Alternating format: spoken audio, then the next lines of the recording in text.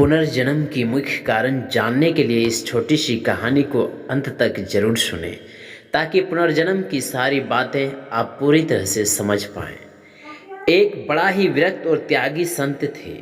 पैसा को छूते तक नहीं थे, एकांत में भजन करते थे। एक व्यक्ति उनकी बहुत सेवा किया करता था, रोजाना भोजन आदि पहुंचाया करता था।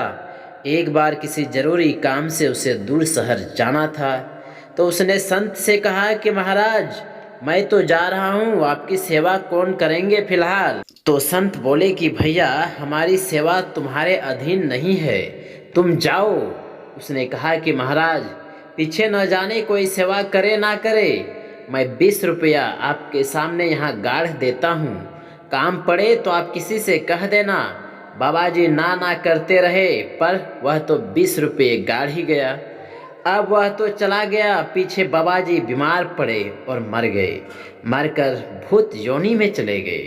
अब वहाँ रात्रि में कोई रहे तो उसे खड़ाओं की खट खट आवाज़ सुनाई देने लगा।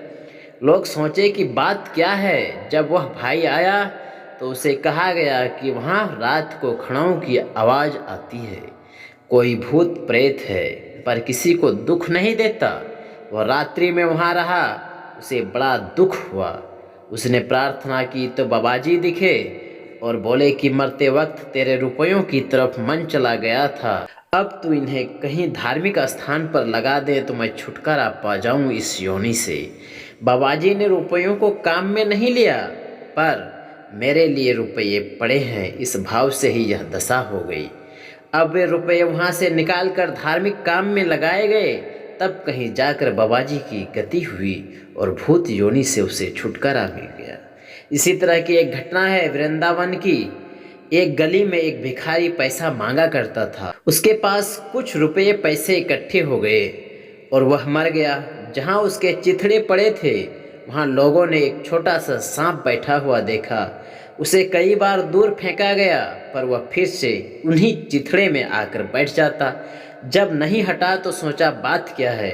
सांप को दूर फेंककर चिथड़ों में देखा तो उसमें से कुछ पैसे मिले। वे पैसे किसी धार्मिक अनुष्ठान में लगा दिए तो फिर वह सांप देखने में नहीं आया।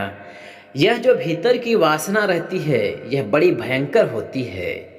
वासना तब रहती है जब वस्तुओं में प्रियता होती है। जहाँ वस्तुओं की प्रियता या आकर्षण रहता है, वहीं यदि भगवान की प्रियता जागृत हो जाए तो शायद मनुष्य को किसी नीच जन्म में भटकना नहीं पड़ सकता है।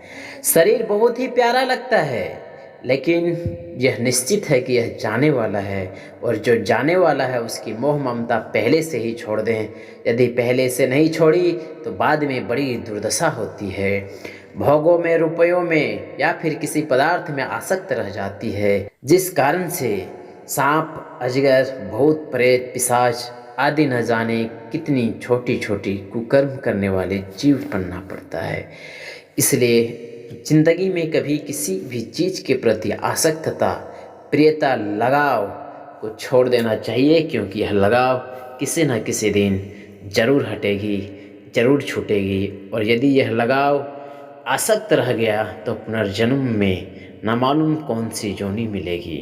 यदि यह जानकारी और कहानी आप लोगों को अच्छी लगी तो इस YouTube चैनल को सब्सक्राइब जरूर कर लीजिएगा, ताकि इस तरह की अच्छी कहानी मिलती रहे। धन्यवाद।